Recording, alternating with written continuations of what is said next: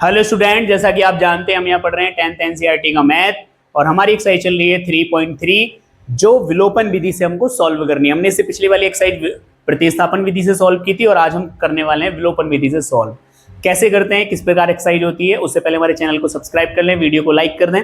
सबसे पहले हम विलोपन विधि के बारे में जानते हैं। विलोपन विधि में क्या करते हैं हम, जो एक चर होता है, कोई भी एक चर, जैसे आपके एक्स और वाई दो चर हैं, तो उसमें एक चर को विलुप्त करके, एक चर को विलुप्त मतलब गायब कर देते हैं, जैसे है ना, करके हम जो वैल्यू निकालते हैं, जैसे एक चर को विलुप्त करके दूसरे चर का मान निकालते हैं। किसका? दूसरे चर का मान निकालते हैं, वो हमारा विलोपन विधि कहलाता है। विलोप मतलब गायब कर देना। एक वैल्यू को, जैसे एक्स और वाई है, तो आप किसी भी एक पद को बिल्कुल गायब कर दीजिए, एक्स को हटा दीजिए तो y का मान आ जाएगा। फिर y का मान आप किसी भी समीकरण में रख लीजिए, x का मान आ जाएगा। तो ये हमारी प्रतिस्थापन विधि से बहुत सुविधाजनक होती है और इससे सवाल थोड़े जल्दी हल होते हैं और सभी स्टूडेंट इसी को प्रीफर करते हैं ज्यादातर सभी सवाल करने में। तो वो अपने सवालों पे चलते हैं और उससे अच्छे तरीके से सीखते हैं कि हमें क्या करना चाहिए। चलिए स्टार्ट करते हैं। तो रेफरेंस के लिए हमने ये 3 टाइप के सवाल लिए हैं। आप इन 3 टाइप के सवालों को अगर समझ जाते हो तो विलोपन विधि में क्या करना चाहिए उसको आप अच्छे से समझ सकते हो।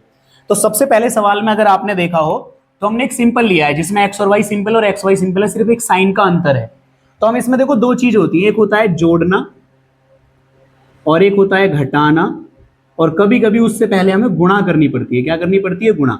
इन 3 चीजों के अलावा कुछ नहीं होता है, ठीक है ना। पहले आप गुणा करोगे, अगर गुणा ना करनी पड़ी तो जोड़ना या घटाने में से कोई एक काम होगा, यानी इन दोनों में से कोई एक काम होगा, ठीक है ना। तो कैसे होगा? सबसे मेन बात समझिए कि गुणा जब की जाएगी जब हमें कोई एक पद बराबर ना मिल रहा हो। अगर पद बराबर मिल रहा है तो गुणा नहीं की जाएगी, ठीक है ना। जोड़ना घटाना, अगर दोनों जो x, जैसे आप x को अगर गायब करना चाह रहे हो, अब इस वाले सवाल में मैं दोनों काम कर सकता हूं, जोड़ भी सकता हूं, घटा भी सकता हूं। अब समझो जोड़ने से क्या होगा और घटाने से क्या होगा। गुणा क्यों नहीं हो रही है इसमें? गुणा इसलिए नहीं हो रही क्योंकि यहाँ x भी एक जैसे हैं और y भी एक जैसे हैं। अगर आप पहली समीकरण देख रहे हो तो इसमें x है, इसमें भी x है, इसमें देख रहे हो तो इसमें y है, इसमें y है, लेकिन जरा इसमें देखना, इसमें 2 है, लेकिन ये खाली x है। इसमें 3 है, इसमें 5 है। यहाँ देखो, यहाँ 2 है या 3 है या 3 है या 2 है, यानी ये अलग है लेकिन यहाँ सब एक जैसा है। तो हमें क्या करना है, इसमें गुणा नहीं करनी है क्योंकि हमें कोई पद इक्वल नहीं करना है। यहाँ पहले से ही x भी एक जैसा है और y भी एक जैसा है, ठीक है। तो हमें क्या करना चाहिए, या तो जोड़ या घटा। अगर मैं इसमें आपको सपोज करो कि जोड़ता हूं अगर इसको मैं, तो मैं ऐसे करके एक हमेशा लाइन खींचनी है और लिखना है जोड़ने पर। अगर मैं इसको जोड़ता हूं तो जोड़ने पे क्या होगा, कोई साइन चेंज नहीं किया जाएगा, यानी जो नीचे वाली इक्वेशन हमेशा लिखी रहेगी, जोड़ने पे उसका कोई साइन चेंज नहीं होता। आपको भी पता होगा जब हम कोई संख्या जोड़ते हैं, जैसे मान लो यहाँ 3 माइनस माइनस 3 लिखा हुआ है, तो यहाँ माइनस आया हुआ है इसलिए माइनस माइनस प्लस, यानी ये जो माइनस का 3 था वो प्लस का 3 हो गया। वैसे हुआ क्या है, अगर गौर से देखो, ये माइनस का 3 था, घटाने पे प्लस का 3 हो गया, यानी माइनस हमेशा साइन बदलता है लेकिन जोड़ना कभी साइन नहीं बदलता। तो ऐसा का ऐसे ही रहेगा। तो इसको जोड़िए, x और x कितना हो गया, 2x हो गया। इसको जोड़ेंगे प्लस y में से माइनस y, तो y से y क्या हो गया, कट जाएगा, ठीक है, क्योंकि एक प्लस का y और एक माइनस का y है। और ये 12 और 4 कितना हो जाएगा, 16। 2 से ये कितनी बार कट जाएगा, 8 बार। तो x का मान आपका कितना आ जाएगा, 8। अब हम इस x के मान को किसी भी समीकरण में रख सकते हैं, या तो समीकरण फर्स्ट में या समीकरण सेकंड में। चलिए हम इस समीकरण में अगर रखें तो x का मान रखते हैं तो ये हो गया 8 प्लस y बराबर 12। तो 8 हमारा माइनस में चला जाएगा, 12 माइनस 8, और y का मान हमारा कितना आ गया, 4 आ गया। तो इस तरीके से हमारे बहुत जल्दी से ये सॉल्व हो जाते हैं। अगर मैं इसी को घटाऊं, अगर आप कोई बच्चा ये कह रहा है कि भैया क्या हम घटा के भी कर सकते हैं, बिल्कुल कर सकते हैं बेटा। अगर दोनों पद एक जैसे हैं तो हम जोड़ भी सकते हैं और घटा भी सकते हैं, ठीक है। अगर कोई कह रहा है कि भैया आपने इसमें y को विलुप्त किया, लेकिन अगर हम x को विलुप्त करना चाहें तो देखो, अगर किसी भी चर को आपको विलुप्त करना है तो उसके साइन अलग अलग होने चाहिए। तो इन दोनों के साइन, यहाँ भी प्लस है, यहाँ भी प्लस, और मुझे इसके साइन को चेंज करना है। अगर चेंज करना है तो मुझे हमेशा घटाना पड़ेगा। क्या करना पड़ेगा, घटाना पड़ेगा। तो हम लिखेंगे घटाने पर।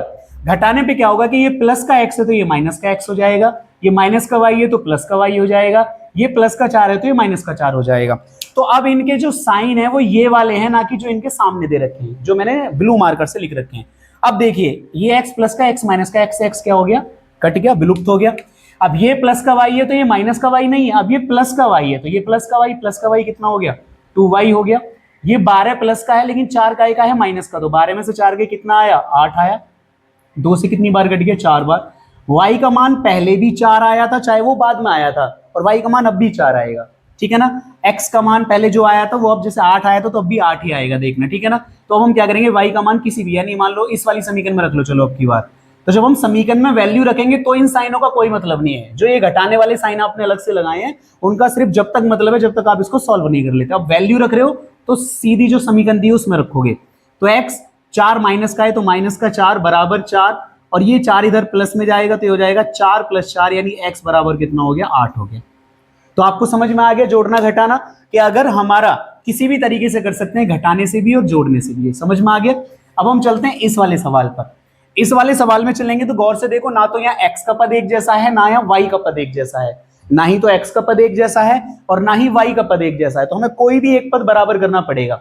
सपोज करो कि ऐसा भी होता है, कभी कभी दोनों में मल्टीप्लाई करनी होती है और कभी कभी सिर्फ एक में मल्टीप्लाई करने से काम चल जाता है। मल्टीप्लाई किस में, मल्टीप्लाई किसी समीकरण में, या तो फर्स्ट में या सेकंड में। अब देखिए यहाँ 2 है, अब मुझे इस x के आगे 2 चाहिए, तो मैं इस समीकरण सेकंड में अगर 2 की मल्टीप्लाई कर दूं तो मेरे यहाँ 2x आ जाएगा। क्या आ जाएगा, 2x, और x का पद बराबर हो जाएगा, y का चाहे हो या ना हो लेकिन x का पद बराबर हो गया।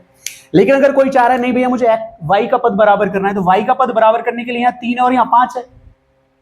अब इसमें ऐसी 5 में किस संख्या की गुणा करूं कि 3 आ जाए, नहीं हो सकती। 3 में मैं किसकी गुणा करूं कि 5 आ जाए, नहीं हो सकती। तो फिर एक काम करते हैं, क्रॉस मल्टीप्लाई करते हैं। इस पूरी समीकरण में 5 की गुणा कर देंगे तो यहाँ 5 3 15 हो जाएगा। इस पूरे समीकरण में 3 की गुणा कर देंगे तो 3 5 15 हो जाएगा, यानी दोनों समीकरण में भी गुणा कर सकते हैं। आ रही है बात समझ में।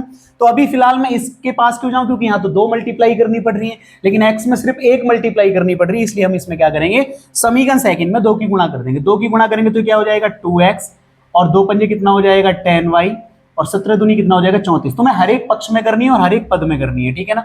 अब ये तुम्हारा समीकरण सेकंड नहीं रहेगा, अब ये समीकरण हो जाएगा थर्ड। अब आपने गुणा किसमें की थी, सेकंड में, तो फर्स्ट जैसा है ऐसा ही इसके नीचे लिख दीजिए।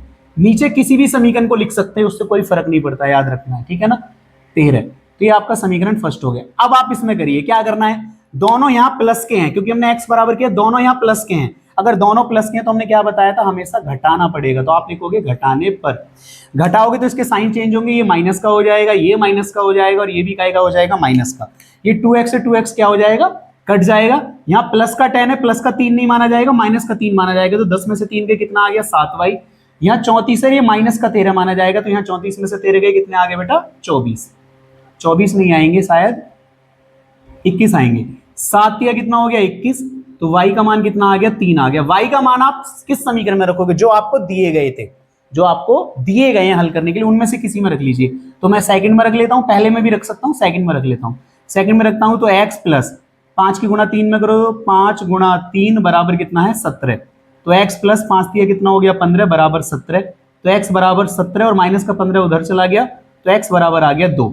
तो इस तरीके से हमारा x और y का मान आ चुका है। अब तीसरी विधि क्या बचती है, जिसमें हमें देखो, अभी इसमें किसी की मल्टीप्लाई नहीं करनी पड़ी किसी भी समीकरण में, इसमें हमें किसी एक समीकरण में मल्टीप्लाई करी, और ज्यादा से ज्यादा क्या हो सकता है कि दोनों समीकरण में मल्टीप्लाई करनी पड़ जाए। कितनी समीकरण में, दोनों समीकरण में। अगर हम दोनों समीकरण में मल्टीप्लाई करेंगे तो क्या देखो गौर से, यहाँ 2 है, यहाँ 3 है, तो किसी भी संख्या में ऐसी 2 की कोई गुणा नहीं है। अगर 1/2 की गुणा करेंगे तो भी नहीं आ रहा है, किसी भी चीज की गुणा करने से नहीं आ रहा है, 3, ठीक है ना। तो फिर हमें किसकी, 3/2 की गुणा करेंगे जब 2 आएगा, तो बटे की गुणा करने से सवाल बड़ा हो जाएगा। अगर मैं यहाँ 3 में किसकी गुणा करूँ कि 2 आ जाए, नहीं आएगा।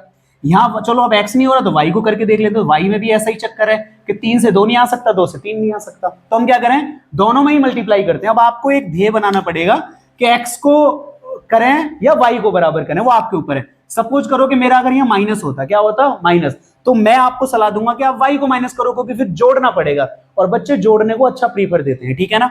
तो फिलहाल तो मेरे यहाँ दोनों ही प्लस है, दोनों ही प्लस हैं, तो मैं किसी में भी मल्टीप्लाई कर सकता हूं। x बना लूं बराबर या y बना लूं बराबर, तो आपको क्या करनी है, आपको समीकरण फर्स्ट में मान लो, समीकरण फर्स्ट में x को बराबर कर रहा हूं, तो समीकरण फर्स्ट में मैं 3 की, क्योंकि यहाँ 2 तो पहले से ही है, तो 3 की गुणा करनी है। समीकरण फर्स्ट में 3 तथा समीकरण सेकंड में कितने की कर दो, 2 की गुणा कर दो, 2 की गुणा कर दी हमने, ठीक है। तो करिए, 3 की गुणा करेंगे, 3 दूनी 6x, 3 तिया 9y, 3 की 13 में करेंगे 39, सभी में करनी है, कभी ये x में कर दो।